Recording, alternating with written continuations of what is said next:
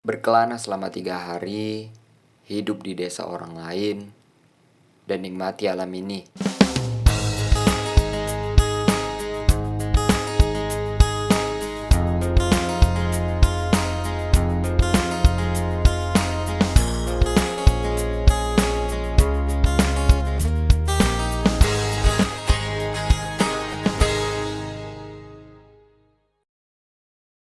Iya bro, kami bikin bro sekarang. Sekarang itu aja. Woi, jangan ya Allah masih pempes aja. Cerita ini bermula ketika proses belajar mengajar sedang berlangsung, yaitu saat salah seorang teman saya bernama Rival mengajak saya dan teman lainnya untuk berlibur. Saya yang sekiranya butuh liburan pun mengiyakan ajakan si Rival. Kami lantas mengajak teman-teman lainnya untuk berlibur bersama. Alhasil, dapatlah 9 sekawan yang ingin berlibur bersama, yaitu Rival, Fikri, Farhan, Sheldy, Iksan, Ian, Wahyu, Yuda dan juga saya. 2 hari kemudian kami pun diskusi kecil tentang kemana destinasi yang akan kami kunjungi. Fikri pun memberi usulan, kalau liburan kali ini ke kampungnya saja, Desa Sugi. Dan selama berlibur di sana, si Fikri pun menanggung semua apa yang kami perlukan di sana, mulai dari transportasi, makan, bahkan di mana kami akan bermalam. Sejenak saya berpikir, apa iya pergi ke pulau lain tanpa biaya sepersen pun? Jadi enak. Jagung aja jagung. Jagung, sosis. Jagung itu di mana dijual? Ayam. Gila aja mahal. Setelah mendapatkan kesepakatan, akhirnya kami pun memutuskan untuk patungan, membeli makanan dan barang keperluan kami selama berada di sana. Karena tidak enak juga terlalu banyak merepotkan si Fikri. Dan diskusi pun usai.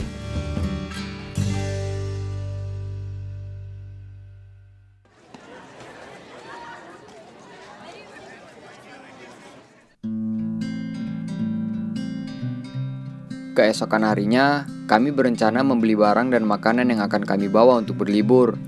Karena belum waktunya jam pulang sekolah, kami pun mengakali bagaimana kami bisa keluar untuk membeli barang keperluan kami, dikarenakan waktu betul-betul tak cukup lagi.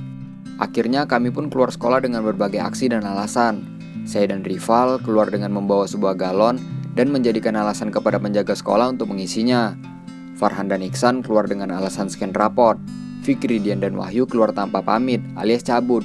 Sedangkan Yuda dan Sheldy pun tetap di sekolah.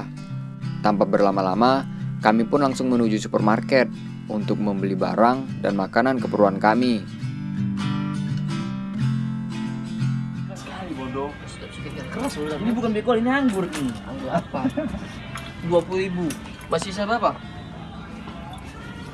30, 40, Sate. 50 masih sisa 20 8 kan 30 lagi. 20 lagi. 30 lagi kan? Enggak, sini kau ikut aku. Yan, Sama cuma juga. Oh, itu isi sedikit. Ada sedikit ada dapat coklatnya. Yang coklat lah. Ini biasanya mama beli. Ini banyak coklatnya. Ya inilah. Singkat cerita, kami berkumpul di rumahnya Fikri, packing barang dan berangkat ke Pelabuhan Tanjung Riau, diantar ayahnya Fikri. Tadinya sih ingin sewa gokar aja, mungkin karena kelamaan, jadi ayahnya Fikri menjemput kami.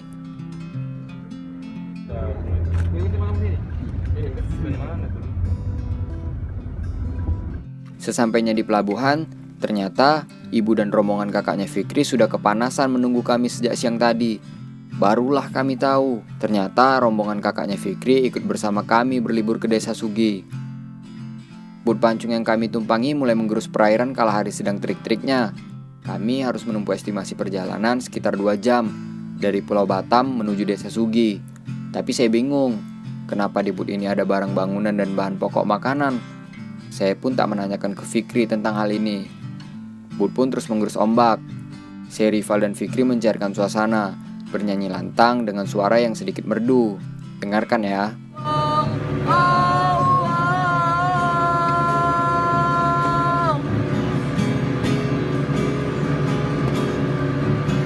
Sebekas cahaya terang menyinari hidupku. Gantian ayo menu. Seusai bernyanyi, Kami pindah ke bagian depan booth untuk melihat dan menikmati lautan luas dan hamparan pulau di sekitaran kami.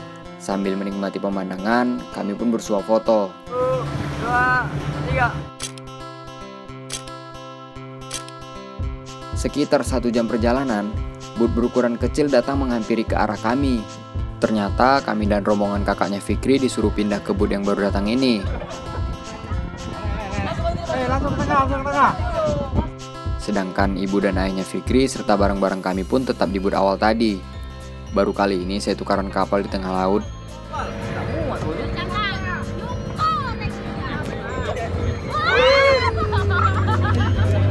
Balap.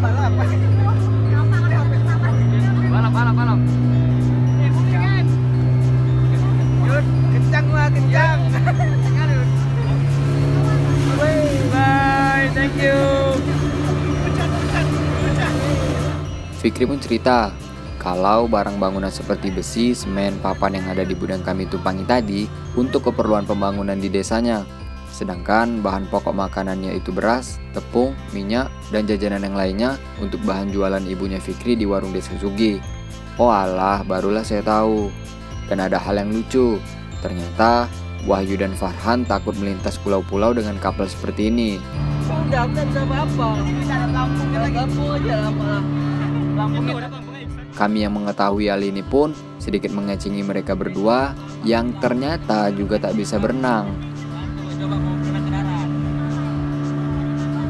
Mati.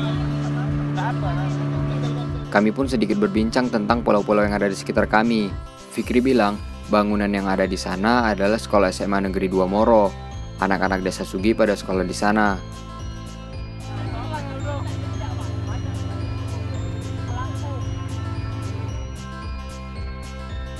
Seiring berjalan, booth berjalan pelan. Kami mengira kami sudah sampai. Ternyata kami menjemput ibunya Fikri yang sudah menunggu dari tadi. Karena kalau kami berhenti di sini, kami harus sedikit berjalan ke warungnya Fikri. Akhirnya Tekong Booth pun melewati rawa sempit untuk langsung menuju depan warungnya Fikri. Ini ya, Bu? Store-nya tuh, Store Indosat. Bukan bang. Bukan ya, Om? Division. Tapi itu udah buntu, Bang. Belok kiri bang. Ada belok kiri ya? Ada beloknya lagi. Lampu merah dah? Beloknya ada. Ini lagi. Lampu merah ya? Nggak macet ya? Enggak lah. Nanti macet di sini, Bang. Enggak macet lah, ini kan kita punya pribadi nih. Wah sih. Paspor sendiri lah ya? Memang. Mana ada bisa orang masuk orang lain di sini? Ngapain dia ke sini? Satu keluarga ngapain dia di sini? Di sini kan nggak ada apa-apanya kan. Kecuali kami aja dengan keluarga kita ini. Siap. Nah, kan tempat kita lagi. Aku dia pengen jadi Ahmed dulu hari ini. Kita semua ini. Kalau orang nggak pandai nggak bisa masuk ke sini. Nggak tahu dia. Khusus kita aja. Iya ya Bu ya. Makasih ya Bu ya. Sini pelatihan dulu ya, Bu. Makasih banyak Bu. Kami diajak berpetualang ke Desa Sugi ya Bu. Ada motor gila. Iya Bu. Besar kayak ini kamu keluar ya, Bu? Ya. Desa Sugi. Kali ini kami berada di Desa Sugi guys. Kabupaten Karimun lah. Desa Masa Sugi, provinsi? Kabupaten Karimun. Ya jauh dari Batam Karimun. juga. Provinsinya. Nah ini masih ada lagi nggak nih? Nah, ke sana enggak ada ke sana. Ke sana itu betul di Jawa sana. Kalau ke sana kemana Bu? Mana? Sana tuh. Batu Haji. Sungai. Sesampainya kami di Desa Sugi, kami lantas melihat-lihat sekitar. Jauh berbeda dengan yang ada di kota kami. Tanpa basa-basi, kami pun langsung menyusuri Desa Sugi ini. Yang pertama saya lihat pun rumah-rumah warga yang bersifat alam dan kekampungan. Beda sekali dengan kota yang rumahnya berdekatan. Kami pun mampir ke rumahnya Fikri. Dan ternyata kantor ayahnya yang menjabat bapak kepala desa di kampung ini bersebelahan dengan rumah si Fikri. Setelah berkunjung dari rumah Fikri, kami pun melanjutkan ke sebuah pelabuhan di desa ini. Dari sekian perjalanan yang kami tempuh selama di desa ini, banyak warga di desa ini bertanya ke Ahmad. Iya, Ahmad, si Fikri tadi. Karena di desa ini, ia dipanggil Ahmad, anak Pak Kepala Desa. Hehe. Warga bertanya, bawa kawan-kawan berlibur ke sini ya? Si Fikri pun menjawab, iya, libur esok nak ke Lunas, salah satu destinasi pantai yang besoknya kami akan kunjungi.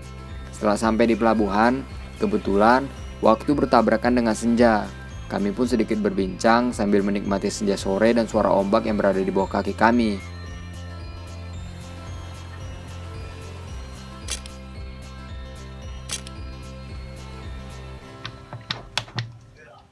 mantap juga.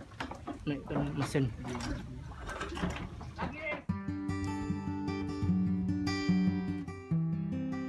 Seusai menikmati senja di pelabuhan, kami kembali ke warung Fikri.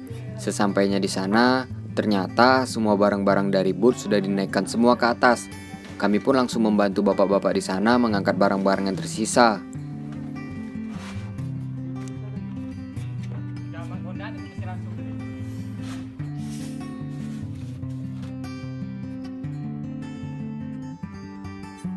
Setelah selesai, kami pun disuruh masuk ke sebuah ruangan di sebelah warung ibunya Fikri.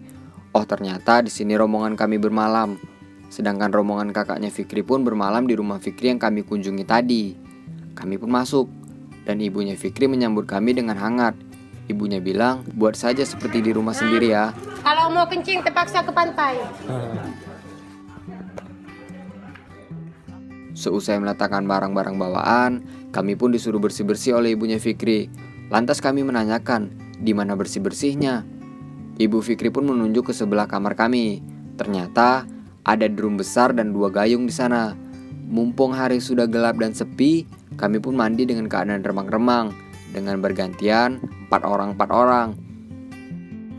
Dan ternyata si Iksan dan Rival pun diam-diam merekam kami sedang mandi. Ah, kalian. Seusai bersih-bersih, kami pun ketinggalan sholat maghrib. Secepatnya kami menuju masjid, yaitu Masjid An-Nikmah. Kami pun segera berwudu dan masuk untuk sholat. Dan ada hal yang unik, yang sayangnya tak masuk dalam dokumentasi perjalanan ini. Ketika kami masuk masjid, kami menjadi pusat perhatian di masjid itu. Anak-anak yang berada di saf belakang pun pada perhatikan kami. Apa yang berbeda ya? Apa iya penampilan kami? Saya pun mengajak Iksan untuk sedikit cerita tentang hal unik ketika berada di masjid tadi, dikarenakan tak sempat didokumentasikan. Saat kami sholat, kami jadi pusat perhatian gitu. Anak-anak semuanya mengelilingi kami, melihat kami gitu, bagaimana kami sholat, entah bagaimana cara kami sholat atau setelan kami gitu ya. Nah, setelah kami selesai sholat, saya pun duduk di depan gitu kan. Lantas ada beberapa orang tua, anak-anak menanyai saya, Anda berasal dari mana katanya. Saya pun bilang kami berasal dari Batam, tepatnya di saat ini menginap di rumah Ahmad Fikri gitu ya. Ahmad ya. Dan subhanallah masyarakat sini baik-baik sekali. Baik sekali ya. Baik-baik, ramah-ramah, masya Allah. Kekeluargaan kali semuanya menegur, menyalami. Kenapa kita dilihatin banyak orang? Karena mereka tahu ya, masyarakat di sini kalau warga-warganya. Jadi karena kita asing di sini, makanya ya, kita ya mungkin mereka menganggap Iya. kita asing gitu, pendatang lah istilahnya. Oke, mungkin yang segitu aja sih dari saya gitu. Ya karena nggak sempat didokumentasikan, jadi Banyak cerita dari Ihsan. Hanya sedikit cerita gitu. Oke. Terima kasih. Yuk, Yuk. siap. Betul. Jadi kita nih malam nih mau bakar-bakar ya. Bakar ikan. Selanjutnya kita bakar-bakar ya guys, kita mau makan. Oke, nanti kita akan dokumentasikan. Tunggu selanjutnya. Tunggu selanjutnya. Setelah kami sholat dan bersih-bersih, kami pun melanjutkan bakar-bakar di depan warung ibunya Fikri, dan dilanjutkan dengan makan malam bersama rombongan kakaknya Fikri.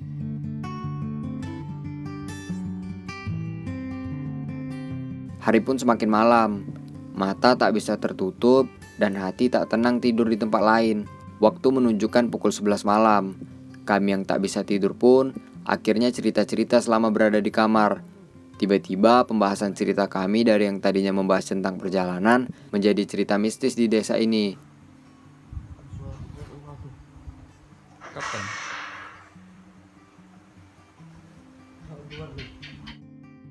Fikri bilang, pas tepat di depan kamar kami ini ada sebuah rumah, dan ibu yang punya rumah itu memelihara kuyang.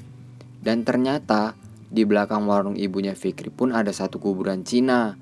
Kami pun yang tadinya biasa-biasa aja menjadi mengandai-ngandai. Si Fikri pun mulai iseng dengan menghidupkan lagu Lingsir Wengi di tengah gelapnya kamar dan heningnya suasana. Lantas kami yang mendengar itu pun bereaksi dan tertawa dalam keadaan yang sedikit takut.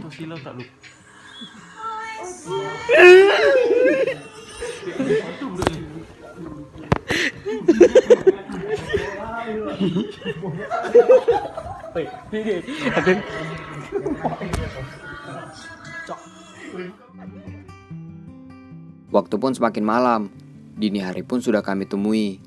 Jam menunjukkan pukul 1. Kami semua tak bisa tidur karena cerita mistis tadi. Waduh, kalau gini esok pasti kami kesiangan. Akhirnya kami pun tidur sedikit memisah. Ya karena kalau kami berada di satu tempat tidur yang sama, yang ada malah bercanda dan tak tidur-tidur. Akhirnya Dian mematikan lampu dan kami memutuskan untuk tidur. Permisi Desa Sugi, kami izin berkelana di sini.